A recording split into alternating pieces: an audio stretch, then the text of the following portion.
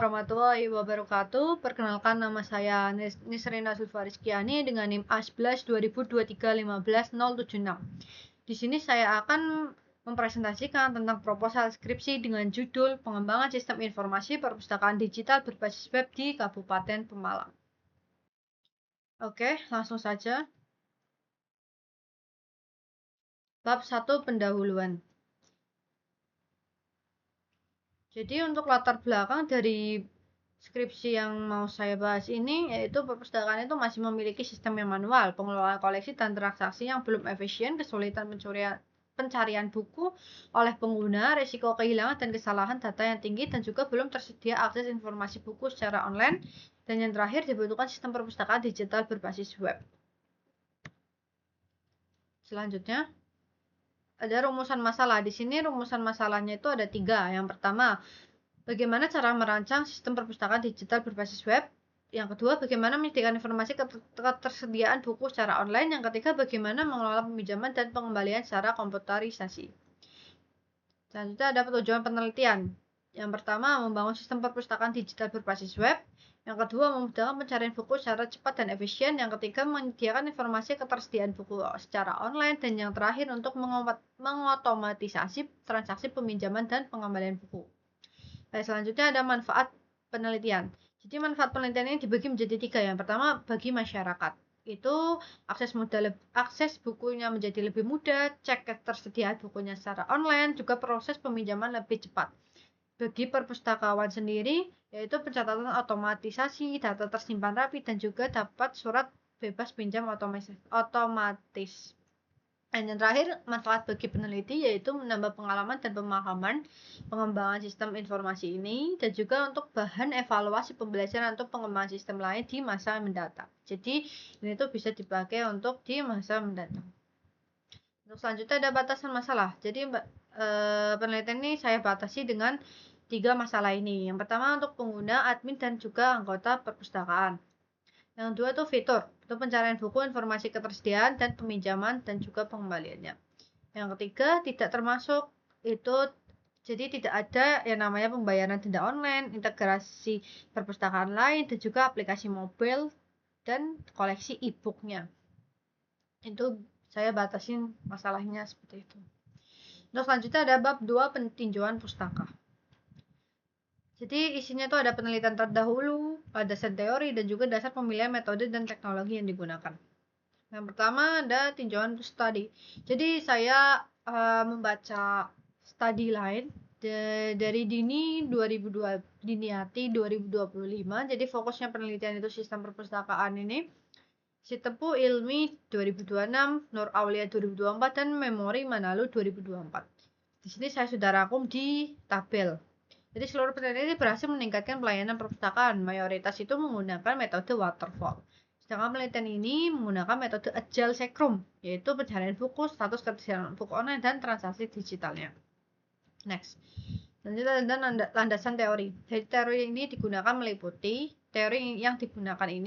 sistem informasi, perpustakaan digital, metode Agile, informasi retrieval atau pencarian buku, status ketersediaan buku, pengujian fungsional.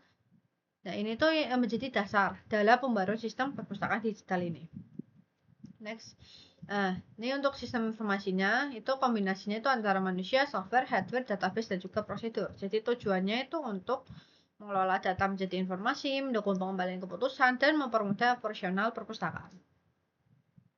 Selanjutnya untuk perpustakaan digital sendiri itu memungkinkan koleksi tersimpan secara digital, pencarian yang lebih cepat, dan juga akses informasi kapan saja. Jadi pengelolaan itu juga dapat lebih efisien. Keunggulannya ya online, real time, dan juga dapat mudah diakses. Next. Untuk selanjutnya ada metode agile yang saya pakai ini, yaitu karakteristiknya itu ada interaktif, fleksibel, dan cara adaptasinya itu cepat dan melibatkan pengguna juga. Tahapannya itu ada planning, analysis and design, development, testing, dan juga review. Selanjutnya ada fitur utama sistem. Fitur yang dikembangkan di sini tuh ada pencarian buku, status ketersediaan buku, peminjaman, pengembalian, dan juga surat bebas pinjam. Dan ini tuh diperbarui secara real time. Selanjutnya ada bab 3 metode penelitian. Nah, jadi pada kali ini metode bab 3 ini saya membahas konsep sistem, teknologi yang digunakan, metode pengembangannya apa, dan juga alasan pemilihan metode ini.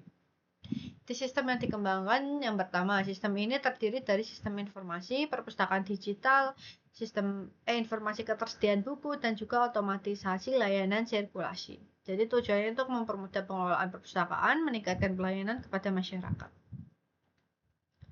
Nah, kenapa sih saya tuh memilih metode Agile Scrum? Karena yang pertama, pengembangan bertahap atau sprint biasanya yang kita sebut. Yang kedua, mudah menyesuaikan perubahan. Jadi ini sesuai dengan user-user yang sudah dimintai penilaian untuk ketika saya membuat web ini. Yang ketiga, pengguna itu dapat memberi masukan. Jadi kekurangannya apa, kelebihannya apa. Jadi itu bisa memberikan masukan. Yang keempat, ada resiko kesalahannya itu lebih kecil, lebih minim. Nah, yang terakhir ada dokumentasinya tetap terstruktur atau terarah gitu, rapih. Next. Jadi selanjutnya untuk perbandingan metode. Di sini ada metode waterfall, RAD, dan juga Agile Scrum. Jadi waterfall itu linear, sulit berubah, dan juga revisinya itu mahal. Nah, sedangkan RAD cepat, dokumentasinya minim, fokusnya itu kecepatan.